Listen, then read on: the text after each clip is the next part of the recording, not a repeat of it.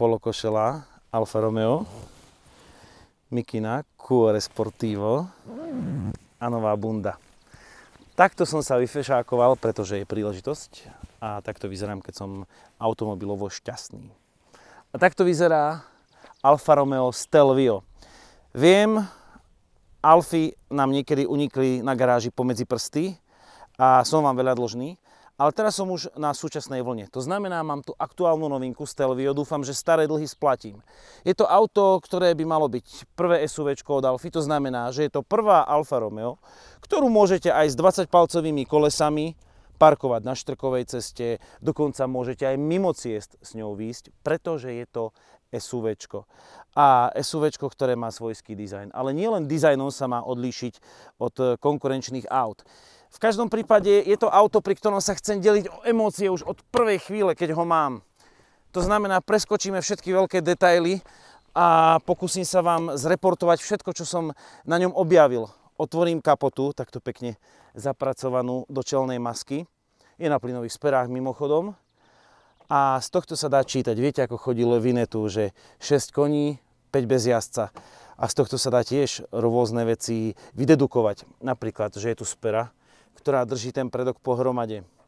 Je tu ešte miesto minimálne na také 2 valce v rade, napríklad. To znamená, že benzínový 2 liter s turbom, ktorý tu je a ktorý má 280 koní, rozhodne nie je vrchol. Je za nápravou. Čiže pohľad pod prednú kapotu, toto je ideál v rámci rozloženia hmotnosti. A takto sľubuje automobilka 50/50. Samozrejme, je to SUVčko a tým pádom ma musí zaujímať aj batožinový priestor, ale v rámci SUV ani ten zadok nie je úplne škaredý. Je tu drobná otrhová hrana, sklo ako keby tak len jemne položené z vrchu, to znamená žiadne veľké nerovnosti, Q4, je to štvorkolka, také označenie, a sú tu 2 obrovské laufy, tak aby som bol úprimný, toto je v podstate len nejaká chromová koncovka, v nej je strčený výfuk, ale má tak priateľný zvuk. No a batožinový priestor, na túto Alfu by som to zvonku nepovedal, že tu nájdem krásnych českých 525 litrov. Obrovský kufor, ktorý je využiteľný takto do šírky, zadné operadlá sa dajú sklápať aj z kufra, akurát navrch nič nedáte. To znamená, tento základ, ja neviem, ako napríklad v BMW X4, ktoré je konkurentom, tu nájdete naša kameramanská výbava, ja už mám na tú takú normu v oku, sa sem vmestila, elektrické zatváranie už musí byť v rámci tejto kategórie štandard, keď chcete mať v oku napríklad takú Q5. Nastupovanie dozadu. Tam s tými nohami veľa nevymyslíte, ako na nohy samotné je veľa miesta. To je v poriadku, akurát to nastupovanie je ťažšie, ale mňa prekvapilo, že nad hlavou mám veľa miesta. A toto sú všetko veci, ktoré musím preskákať, lebo v tomto aute si musím sadnúť za volant, lebo som z neho na vetvi.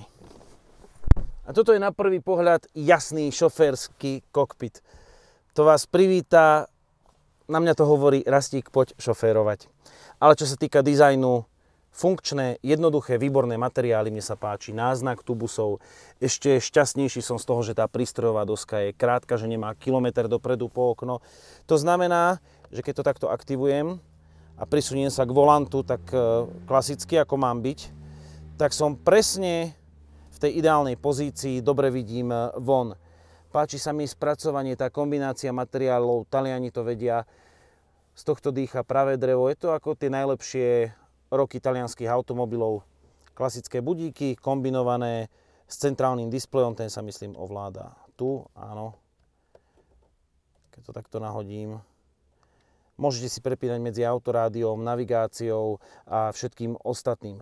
Jednu vec tu musím trošku skritizovať. Tá radiaca páka, ktorá pripomína BMW a má rovnakú funkčnosť, je síce dizajnovo pekná, ale niekedy na slnku nevidieť tie piktogramy. Vidíte to tu, ale skrátka to by som možno vylepšil.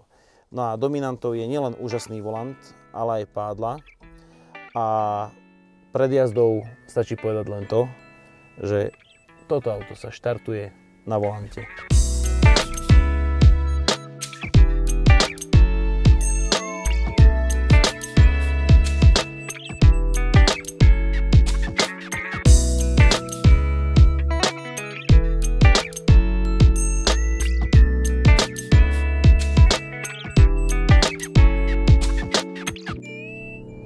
názov modelu Stelvio sa jednoznačne viaže na slávny priesmyk Passo di Stelvio, ktorý je považovaný za jednu z najkrajších ciest sveta. Ja som išiel na naše slovenské Stelvio hneď potom, ako som si Alfu Romeo len trošku ošahal. Hneď mi bolo jasné, že musím ísť sem a tu by mala ukázať, čo vie. Je to horský prechod Huty. Je špecifický aj svojou scenériou, ale najmä tým, že je tu extrémne šmykľavý asfalt. A pomaličky prichádzam k prvej prekážke a to je taký hub v zákrute, za ktorou sa zvykli štartovať preteky do vrchu. To znamená, dám si dynamický režim, ja to trošku preženiem v tejto zákrute a uvidím, čo urobí to SUVčko. Tak to mi vyrazilo dých, lebo väčšinou tu SUVčka skočia predkom a vlastne idú von, po nose. A Stelvio normálne, že zahlo až na krajnicu. Z toho som prekvapený. No tak nič. Ideme sa teda pohrať na hutách, pretože tu sa šmíka aj v lete. Kto tu jazdí, tak to pozná. To aj pod ESPčkom tak nádherne karuje tým zadkom do zákruty. Tak v dynamickom režime sa tu zabávam ako so zadokolkou, hoci je toto štvorkolka. Ops, ops. Tak ešte som s SUVčkom asi takto zábavne nejazdil. Možno na okruhu s Makanom, ale to je úžasné, ako to ide. No a toto je taký vracáčik, v ktorom väčšinou auta idú až do obrubníka. To ten predok zaborí. A to kopanie tej prevodovky.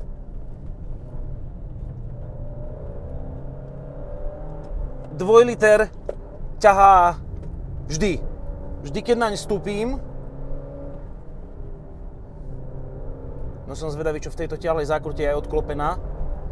Zádok chce ísť von, to keby sa tu dalo ESP vypnúť, to by bola nádhera. Ja neviem, to už je len vyznamenanie, že existuje SUVčko, s ktorým by ste sa prišli voziť na huty a vozíte sa tu, lebo vám to robí dobre, lebo to auto ochotne poslúcha bez problémov.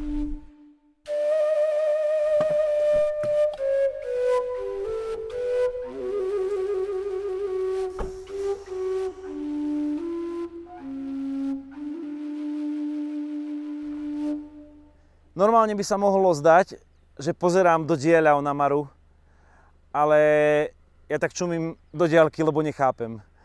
To snad nie je SUV to auto. Jazdí úplne inak než všetky SUVčka. A v podstate mi treba zistiť už len dve veci. Ak je to SUV, či na 20-kách jazdí komfortne aj po ozajstných jamách. No a či by si to vedelo poradiť s tými najrýchlejšími SUVčkami na našej rýchlostnej skúške. Testovaná Alfa Romeo Stelvio First Edition nemala adaptívny podvozok, ale univerzálne nastavenú klasiku. Toto pruženie funguje výborne na akomkoľvek povrchu a s 20-palcovými kolesami sa vyznamenalo aj na tejto rozbitej ceste. Istá mäkosť podvozka predurčovala Stelviu úspech v našej rýchlostnej skúške na starom a miestami zaplátanom asfalte. No a takto vyzeralo najrýchlejšie z troch kôl.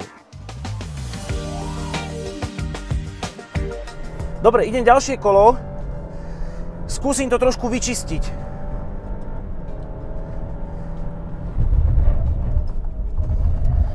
Aby som to ESPčko neaktivoval. Ale schopnosť zatáčať úžasná. A preto to mám rád, je pádla tu, že ruku si nachystám. A už radím. Aj na výjazde zo zákruty. Vždy to mám otočené správne. Taká príjemná mäkosť, že trošku sa to aj nakláňa. Ja som zvedavý, či ako na X4 sa zdvihne predné koleso. Čo je také... Tie brzdy sú super. Tak viem, že na hot hatche to nebude mať, ale predsa je to SUVčko. Teraz to bolo cítiť, ako sa mi natočil ten zadok, Toto som tu čakal, priznám sa, od Imprezy.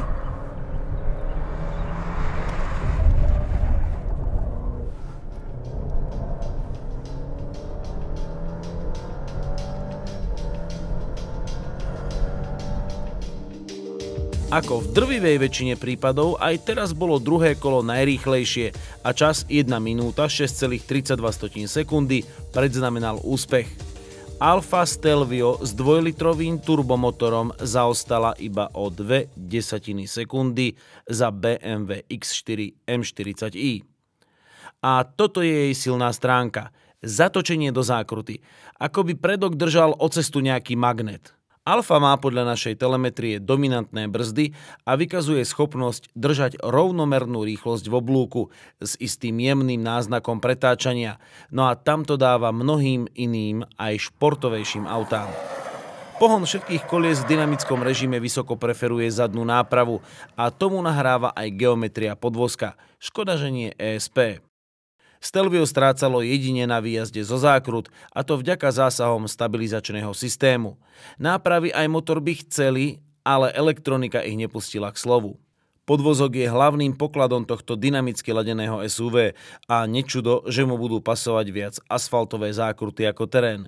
Ozaj, nemáte pocit, že vám pri tomto teste SUV stále niečo chýba?